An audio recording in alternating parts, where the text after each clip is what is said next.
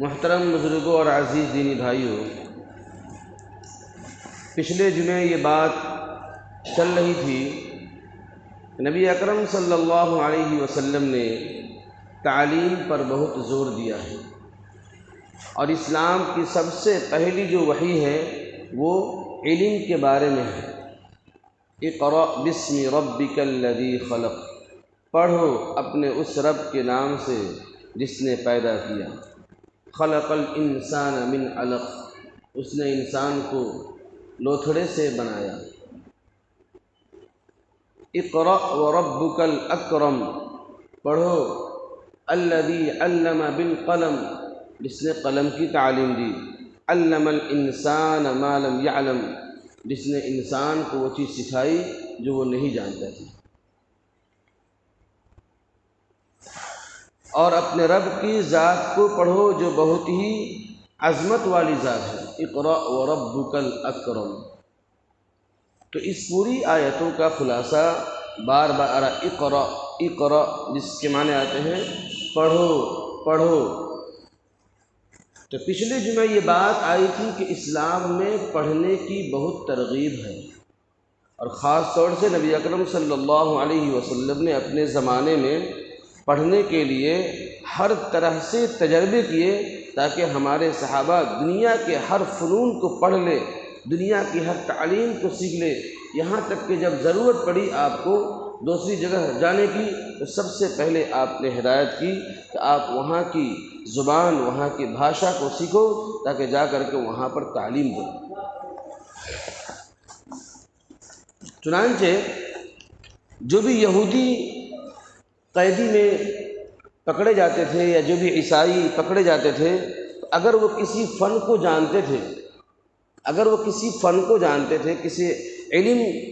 چیز کا علم وہ رکھتے تھے، تو آپ صلی اللہ علیہ وسلم ان سے فدیے کے طور پر پیسہ نہیں لیا کرتے تھے۔ ان کو یہ کہا کرتے تھے کہ چند صحابہ ہیں ہمارے ساتھی ہیں، تم نے ان کو بیٹھ کر کے یہ چیز سکھا دو، ہم تم کو چھوڑ دیں گے۔ اس سے اس بات کا اندازہ لگایا جا سکتا ہے کہ آپ صلی اللہ علیہ وسلم نے علم پر کتنا زور دیا ہے، علم پر کتنا زور دیا۔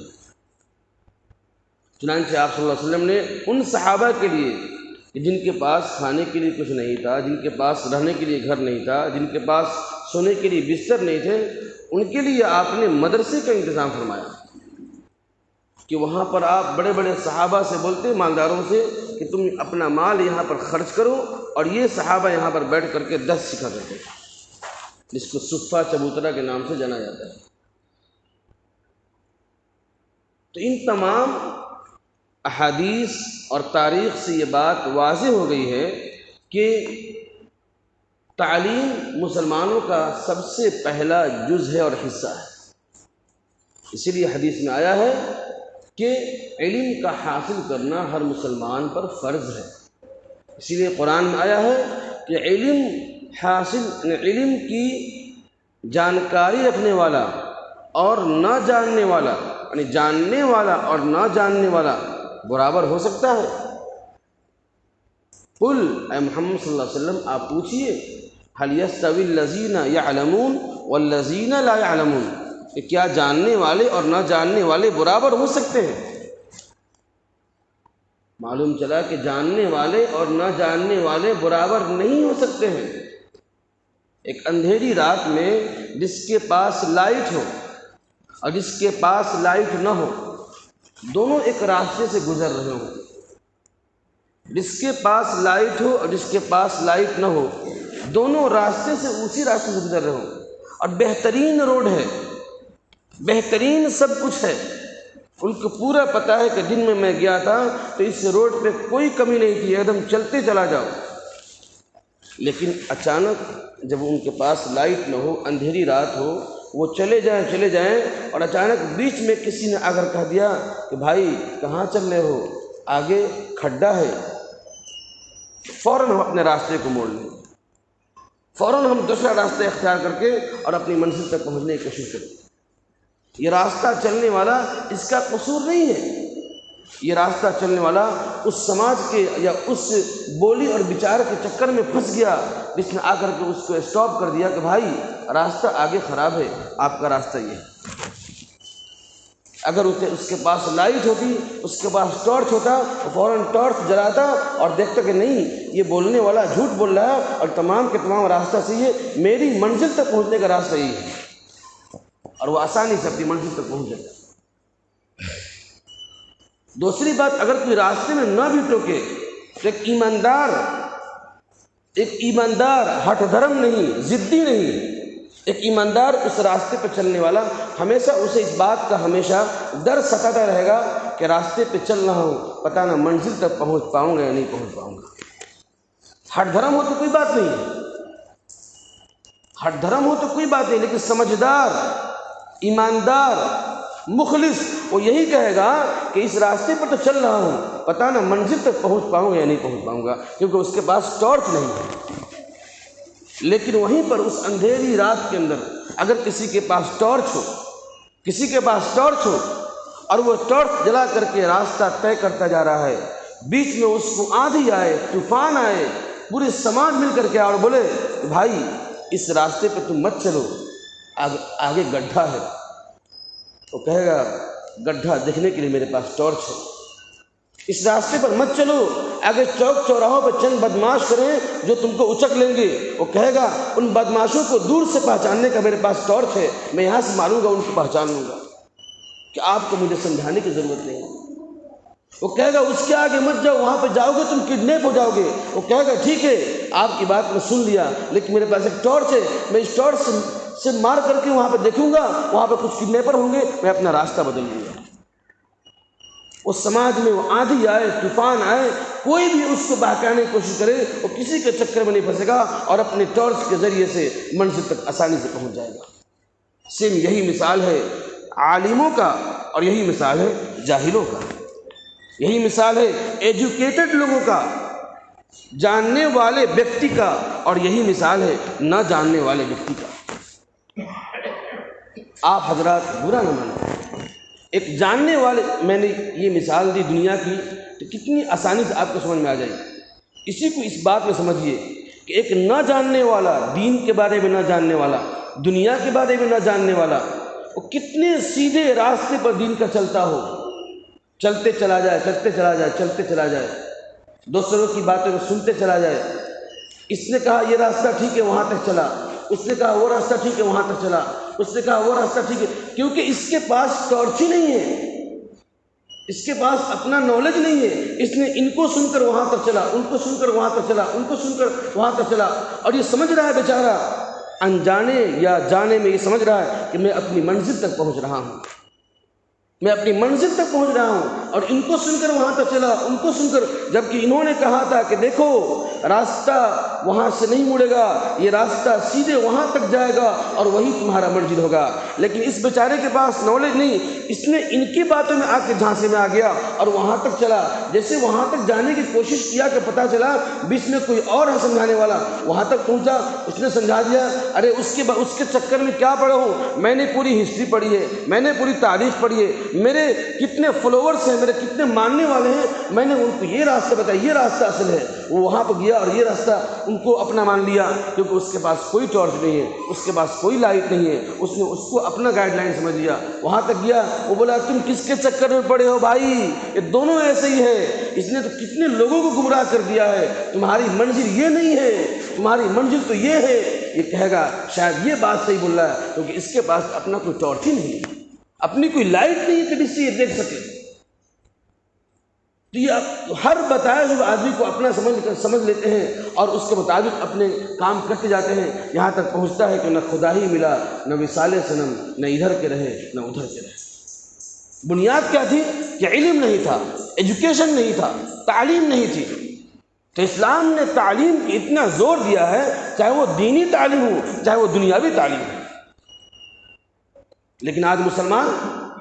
67% مسلمان آج کے وقت میں ہندوستان کے اندر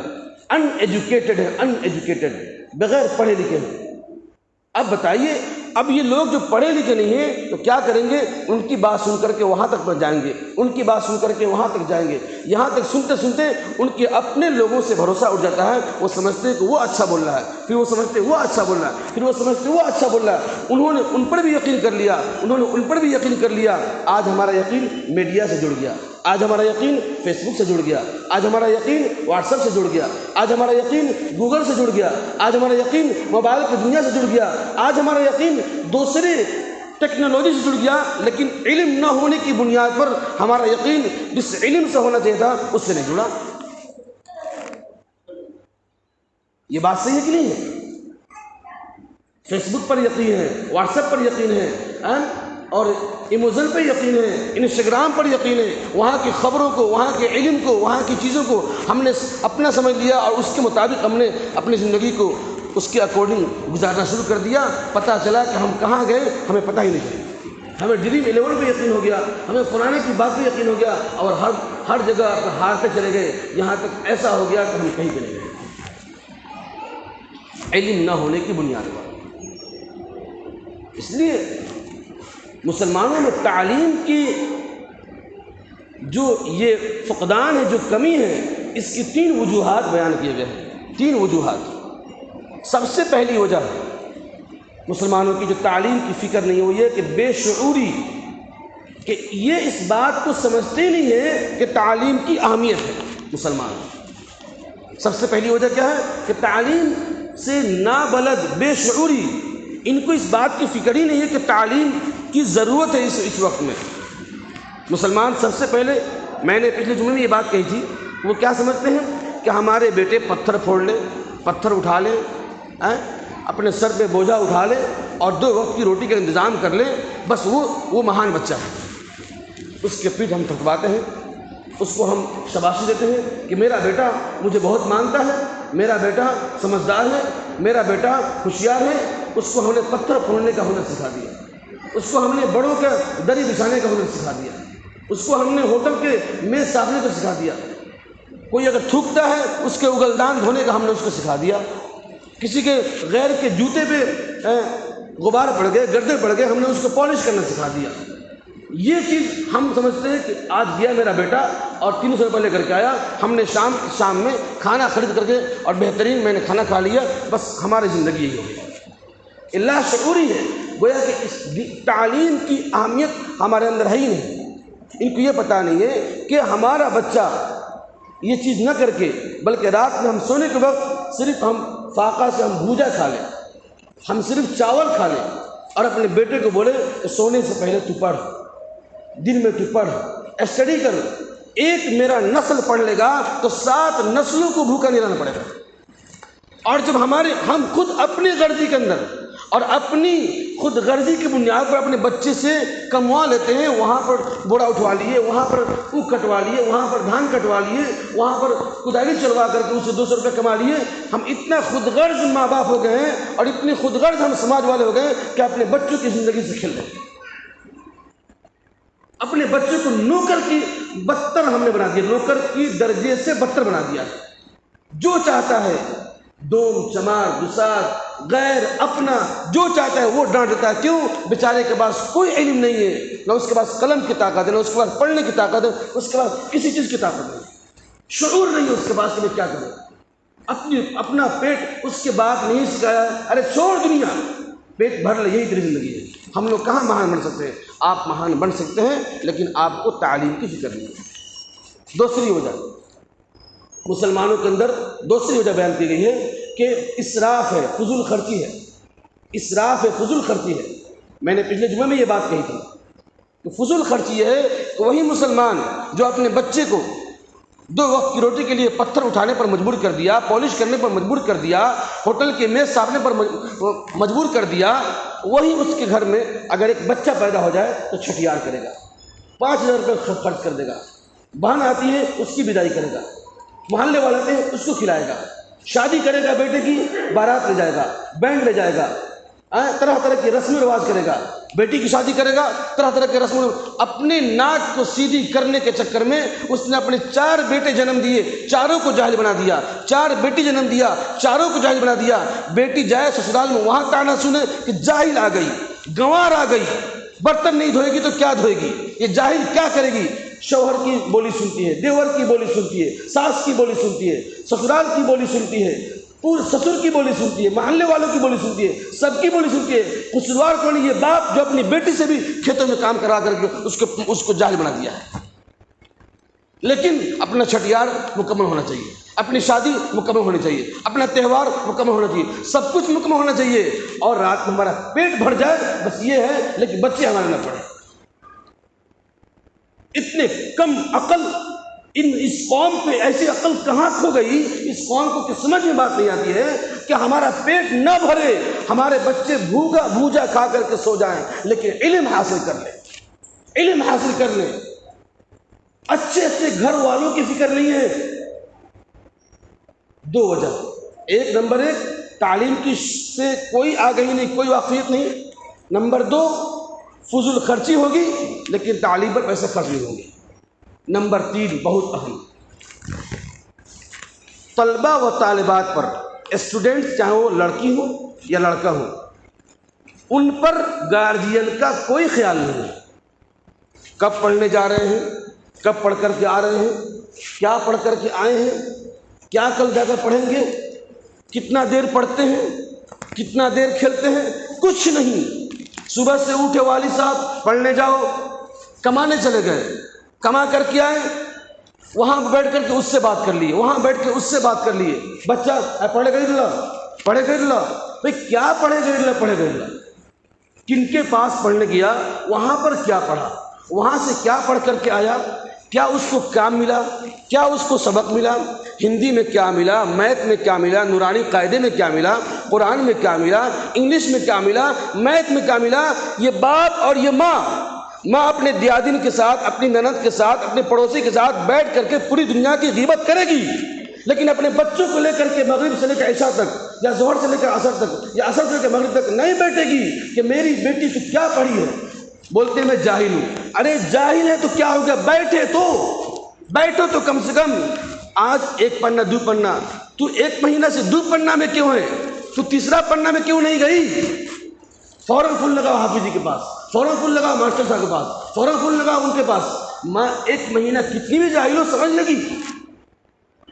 نمبر دو، والد صاحب بولتے ہیں کہ میں تو جاہل ہوں۔ بھائی آپ جاہل ہیں، آپ کھیت کی بات کو سمجھ لیجیے، زمین پہ دھان اگے گا، یہ زمین پہ گنا اگے گا، ٹھیک ہے آپ پڑھنا نہیں جانتے، آپ اتنا تو جانتے ہیں کل میں نے اس کو یہ کاپی خریدا تھا 5 دن پہلے، آج بھی یہی کاپی کیوں ہے، اس نے کیا لکھا، کیا بھرا، کیا کیا، کچھ لکھا کہ نہیں، اس کی قلم ختم ہونے نہیں، اس کے جو پینسل ختم نہیں ہو رہے ہیں، یہ کیا کر رہا ہے۔ پڑھنے گیا تو تاریخ تو آج 8 تاریخ ہے، بیٹا آج کون سی تاریخ ہے، 8 تاریخ، 8 تاریخ کو کیا ملا، یہ بیٹا آج کون سی تاریخ ہے، 9 تاریخ، 9 تاریخ کو کیا ملا، 10 تاریخ، 10 تاریخ کو کیا ملا، کچھ پتہ نہیں ہے، کچھ پتہ نہیں ہے۔ نام لکھوا دیے، ماسٹر صاحب پڑھا دیا، 2 مہینے بعد کیا پڑھاتے آپ، فیس دیتے تھے میں تھک گیا، آپ نے کیا پڑھایا۔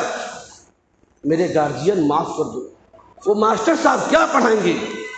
وہ 1 گھنٹے میں تمہارے بچے کو، آپ کے بچے کو صرف اشارہ کرتے ہیں، 23 گھنٹے ان بچوں کو آپ کو کیئر کرنا ہے۔ 6 گھنٹے اسکول میں استاذ کیا کریں گے، آپ کو اپنے بچے کو ریوائز کرانا ہے بیٹھ کر کے۔ آپ جاہل ہیں، بیٹھیے تو ماں اپنے گھر کی عورتوں کے ساتھ بیٹھ کر کے بکواس کرے گی، اس سے ٹائم ملے گا تو موبائل دیکھ کر کے سیریل دیکھے گی، اور والد صاحب آئیں گے کام سے، دوست کو فون کر کے ان کے ساتھ بیٹھ کر گپ شپ کریں گے۔ اللہ اکبر۔ جب آپ کو اپنے بچوں کے ساتھ بیٹھ کر فرصت نہیں ہے کہ ان بچوں کے کتنی کتابیں ختم ہوئی، کتنی کتابیں ختم ہوئی، اس کلاس میں اس کا نمبر کتنا آیا، کلاس میں 20 بچے ہیں، وہ کیوں آیا 20ویں نمبر پہ، وہ کیوں آیا 15ویں نمبر پر۔ فوراً ڈائریکٹر کو فون کیے، پرنسپل کو فون کیے، حافظ صاحب سے بیٹھ کیے کہ میرے بیٹے کو پرائز نہیں ملی، میرا بیٹا فرسٹ نہیں آیا، تھرڈ نہیں آیا، سیکنڈ نہیں آیا، کیا بات ہے، 5واں نہیں آیا، 6واں نہیں آیا، کچھ فکر نہیں ماں باپ، کچھ فکر نہیں۔ جب آپ کو فکر نہیں ہے تو اسکول کے والوں کو کیا فکر ہے، ماسٹروں کو کیا فکر ہے۔ یہ 3 بڑی وجہ ہے جس کی وجہ سے آج مسلمان اتنے پیچھے ہو گئے۔ اس لیے میرے گارجین حضرات فکر کیجئے، ورنہ ہماری نسل غلام بنے گی، غلام بنے گی، اس کے علاوہ کچھ نہیں ہوگا۔ ہمارے نسلوں کے پاس لکھنے کی صلاحیت نہیں ہوگی، پڑھنے کی صلاحیت نہیں ہوگی، بولنے کی صلاحیت نہیں ہوگی، بس صرف جھاڑ سنے گی، بولی سنے گی، اس کو اپنی جان بچانے کی فکر رہے گی، کیسے ہمارا بس پیٹ بھر جائے، بس وہ ہر دن یہی سوچے گی۔ وہ ملک فتح نہیں کر سکتی ہے، وہ کسی ضلع کا ڈی ایم نہیں بن سکتے ہیں، وہ کسی تھانہ کا انسپکٹر نہیں بن سکتے، داروغہ نہیں بن سکتے۔ اگر یہ حالت نہیں تو پھر ہمیں جا کر کے دوسروں کا جوتا صاف کرنا پڑے گا، دوسروں کے سامنے ہاتھ جوڑنا پڑے گا۔ ہماری کھیتی، ہمارے کھلیان، ہمارے بٹلہ ہاؤس کے مکانات، بیتیا کی زمینیں اور پٹنہ کی زمینیں اور جگہ جگہ کی زمینیں ہمیں بلڈروں سے نہیں بچا سکتی۔ جو ہمارے بچے دروغہ بنیں گے، ڈی ایم بنیں گے، ایس پی بنیں گے، ڈی ایس پی بنیں گے، کلکٹر بنیں گے، مجسٹریٹ بنیں گے، اور اس بات کو پورے ماحول کو سمجھیں گے، اپنی نسلوں کو، اپنی قوموں کو بچائیں گے کہ آگے دیکھو آگ ہے، جلتے گھر کو دیکھنے والوں، پھوس کا چھپر آپ کا ہے، آگ کے پیچھے تیز ہوا ہے، آگے مقدر آپ کا ہے، اس کے قتل پر میں چپ تھا، میرا نمبر آیا، میرے قتل پر آپ چپ ہو، اگلا نمبر آپ کا ہے، یہی حال ہوگا۔ اس لیے آپ حضرات سے میری خصوصی گزارش ہے کہ تعلیم کے بارے میں سوچیں، چاہے وہ دینی تعلیم ہو یا دنیاوی تعلیم ہو۔ نمبر 2، فضولیات میں کم خرچ کریں۔ بہن ناراض ہے، بولے تو ناراض، کل جب میرا بیٹا ہو جائے کامیاب نا، بول دوں گا پورے 20 سال کا اس کو 1 مہینہ میں کما کر دے دے، ہونے تو ناراض۔ پڑوسی ہو جائیں گے، ہونے تو ناراض، کل جب میرا بیٹا ہو جائے کامیاب 1 مہینہ کما کر کے دعوت کھلائیں لوگوں کو، سب بھول جائیں گے انشاءاللہ۔ نمبر 3، جو گارجین اپنے بچے کو جہاں پڑھاتے ہیں وہاں استاد سے کانٹیکٹ رکھیں، انہوں نے کیا پڑھایا کیا نہیں پڑھا، میرے بچے کب گئے کب نہیں گئے، مغرب بعد کا وقت ہے بچوں کو لے کر بیٹھیے، عصر کے بعد کا وقت ہے بچوں کو لے کر بیٹھیے، ظہر کے بعد کا وقت ہے بچوں کو لے کر بیٹھیے۔ صرف استاد پر، اسکول پر، کالج پر بھروسہ مت کیجیے۔ یہ 3 چیزیں آپ کیجیے، انشاءاللہ پھر ہمارے بچے انشاءاللہ پڑھیں گے، کامیاب ہوں گے، اور کل ان کے حوصلے بڑھیں گے۔ اللہ ہمیں عمل کی توفیق نصیب فرمائے، آمین۔ وآخر دعوانا ان الحمد للہ رب العالمین۔